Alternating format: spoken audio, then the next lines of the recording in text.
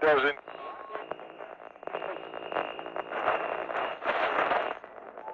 Hoy nos transformamos en superhéroes porque todo el cast del Hombre de Acero ha venido a Madrid a presentar la película. Hello, Henry. How are you living all this phenomenon? It's definitely a new experience for me, and I'm just enjoying every step. I mean, you are the Man of Steel right now. Lots of kids are going to grow up with you. Yes, they are, and it's a very exciting prospect. I just hope that they enjoy the story. Okay, this character has like two sides because I mean people like Christopher Reeve, Dane Keane, Brandon Routh, they play this role and afterwards it looks like they got a little bit stuck on it. Are you a little bit scared of this? I'm not scared of it, no. I think being scared of it is not going to help me in any way whatsoever. I definitely recognize the fact that it's a role which a lot of people may find it difficult to see me outside of. But that's up to me. It's up to me finding the right filmmakers and the right scripts and doing the right kind of performance so people believe me in the next role I do as well as this one. Maybe it's because you have Kevin Costner and Russell Crowe like parents. That's awesome. It's pretty fantastic. They're very nice people and very, very talented actors. Okay, could you tell us maybe in a tweet, what was it to work in this film? To work in this film was one of the hardest jobs I've ever done in my life, but the most rewarding by a long, long way. 30 years ago, Marlon Brando played a Jor-El character, and he made a really iconic character. They even took his images for Superman Returns. How do you feel this pressure?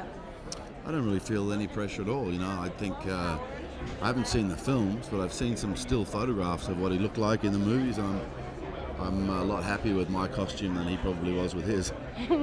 So you haven't read the comics or see the TV series? I mean, The TV series from the 50s, yeah. That we used to be on. That was still on TV in Australia in the 70s. Yeah. What about your kids? Do they tell you, oh, now Daddy has superpowers, we have to eat all our dinner or something? Do they? Yeah, hopefully. That's what I'll threaten them with taking them back to Krypton unless they do the right thing. Okay. Russell, please tell us something about Noah, the film you're doing with Aronofsky. What I can tell you about Noah is that I can't really discuss it with you.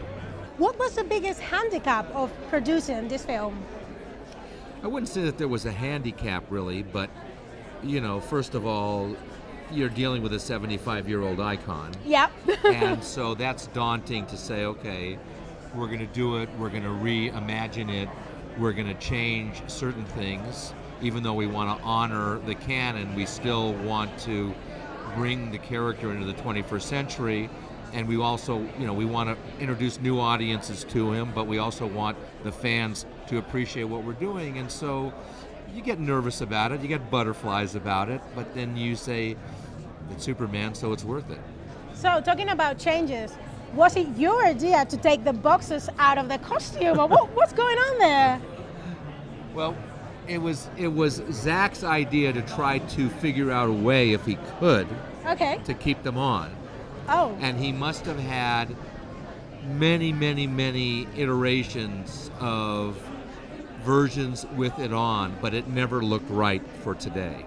Oh, okay. So we decided the boxers got to go. Okay, new Man of Steel, new costume, new film. I mean, we still wanted to make sure that the costume had the same colors. Yeah. You know, we just thought that he should wear his underpants inside.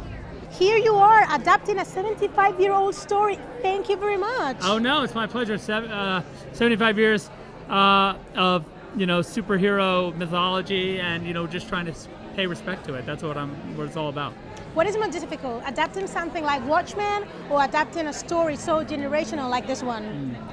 I mean, Watchmen is just a much more like specific endeavor. This is much more like a mythological endeavor. I know that sounds heady, but there's a difference in that, you know, this one requires much more sort of, there's an emotional thing that everyone feels about Superman, and you want to try and honor that.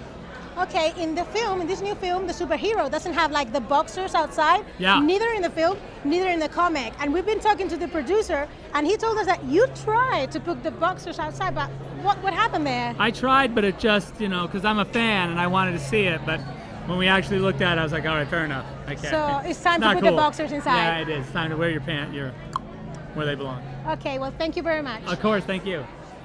El Hombre de Acero, Jor-El, el productor, el director de cine, todos han pasado por Madrid para recordarnos que muy pronto estarán en las mejores salas.